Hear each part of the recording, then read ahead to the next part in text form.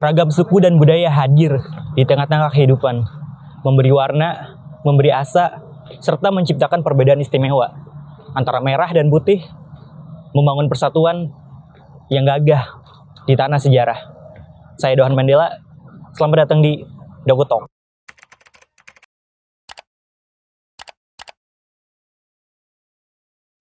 Berbicara soal budaya dan perbedaan, tentu kita nggak luput dari salah satu PR terbesar bangsa Indonesia. Iya, perbedaan kepercayaan.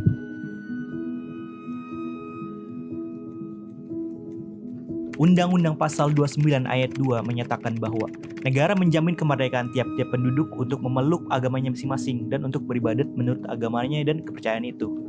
Artinya, negara akan melindungi, membina, menjamin, serta mengarahkan kehidupan beragama sesuai dengan kepercayaan yang dianut setiap warga negaranya. Jadi sebagai bangsa yang kaya akan perbedaan, nggak ada alasan lagi buat membatasi, mengucilkan, atau bahkan diskriminasi terhadap kepercayaan orang lain. Tapi apa realitanya kayak gitu? Kita juga boleh bersikap begitu, tapi kita terlalu hati-hati. Lain, ya, pandangan umat Nasrani itu lain dengan pandangan kita sebagai umat Islam. Ada perbedaannya, gitu. Perbedaan kita memang di dalam akidah, itu bedaannya. Jadi tidak boleh kita sebagai umat Islam terus toleransi di dalam hal akidah. Al-Quran itu adalah ikutan daripada umat Islam.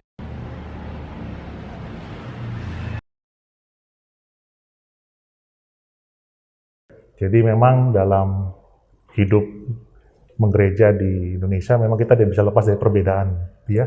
Karena pasti hidup di tengah-tengah masyarakat yang dinamis dan juga beraneka ragam. Nah, kita sebagai gereja tentu kemudian mencoba menempatkan diri dalam arti berusaha berdialog dengan semua pihak, baik mereka yang beda suku, beda agama, gitu ya.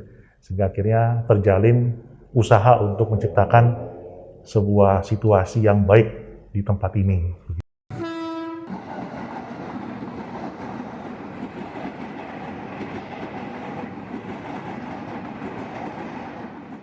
Setiap agama memiliki pandangan dan sikap berbeda dalam hal perbedaan.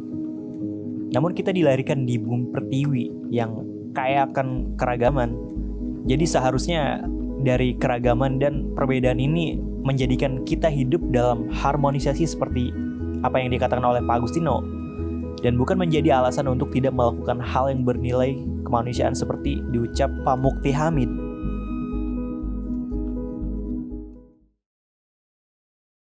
Beberapa kali Nabi melaksanakan hal itu. Jadi dalam toleransi sebagai umat Islam kepada umat-umat yang lain, yang beragama lain, itu sebetulnya nggak ada masalah. Sebab Islam tidak pernah mengajarkan kekerasan. Kecuali agamanya diserang. Jadi tidak boleh kita sebagai umat Islam terus toleransi di dalam hal akidah. Al-Quran itu adalah ikutan daripada umat Islam. Sudah, semua itu sudah jelas. Ada bagian-bagian. Kalau masalah toleransi beragama, ya lakum melihat. Yang pasti kita juga hampir sama, gitu ya. Karena kita semua kan manusia bermartabat yang sama.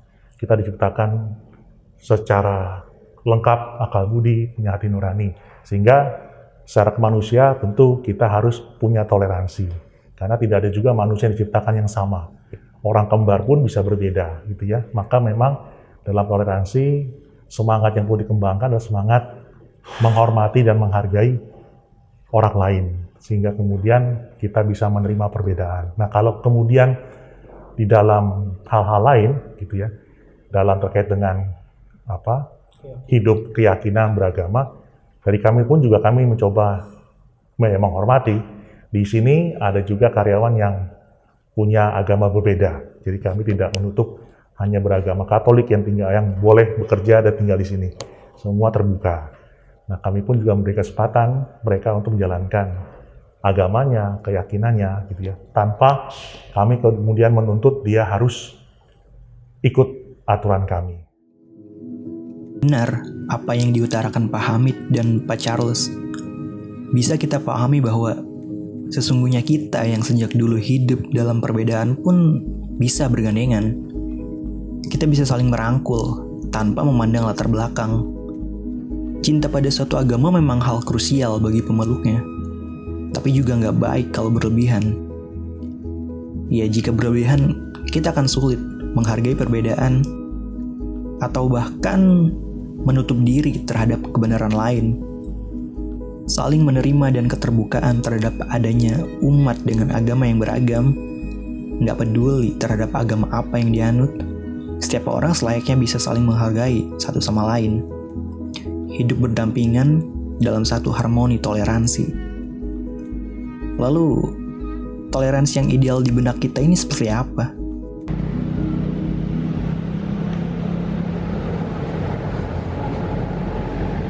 Makanya sikap toleransi itu secara pribadi, saya bisa tunjukkan itu.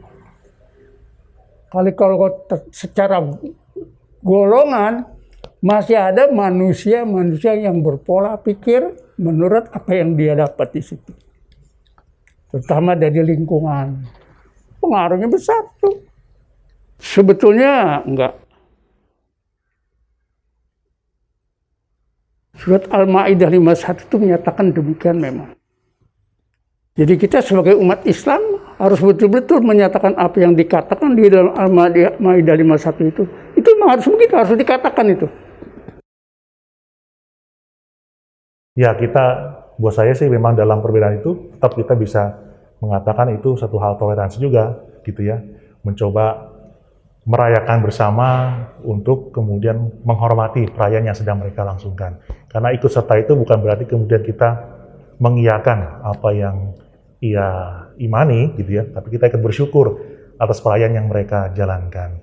Sehingga ucapan selamat yang kita katakan itu sebagai upaya juga berbagi kebahagiaan. Kalau kemudian itu sebagai sebuah perayaan, ikut serta dalam rasa syukur, tanpa perlu kita mengubah kepercayaan kita, buat saya satu hal yang indah, toleransi juga, gitu ya. Karena memang berkaitan dengan ajaran inti dari tiap-tiap agama itu pasti ada yang berbeda, sehingga kita tidak bisa memaksakan orang harus meyakini apa yang menjadi keyakinan seseorang. Buat saya kelima sila yang sudah dibentuk dan dilahirkan oleh negara ini menjadi nilai-nilai penting utama yang bisa kita upayakan dalam toleransi. Sehingga akhirnya tidak ada lagi masalah perbedaan antara kaya dengan miskin karena ada keadilan sosial. Tidak ada lagi perbedaan pendapat karena bisa dimusyawarahkan, dimufafatkan dalam sebuah dialog, gitu ya. Dan juga tidak ada perbedaan antara saya Jawa, kamu Ambon, saya Tionghoa, kamu Sunda. Karena apa ya? Karena kita lahir di negara yang sama, karena kita bersatu sebagai negara Indonesia, bahasa Indonesia sama, segala macam. Dan akhirnya dirangkum dalam kenyataan bahwa kita semua manusia yang sama, diciptakan oleh Tuhan juga, sehingga kita seharusnya bisa saling menghargai dan menghormati. Kita ngerti sekarang, perbedaan bukan cuma kepercayaan dan sudut pandang, tapi juga soal identitas yang menyatu dalam satu persatuan. Kita harus pahami esensinya, saling mengerti satu dengan yang lainnya. Hidup bergandengan di tanah lunak yang kita injak agar sedia berdiri tegak. Kita berbeda, kita bineka, kita Indonesia.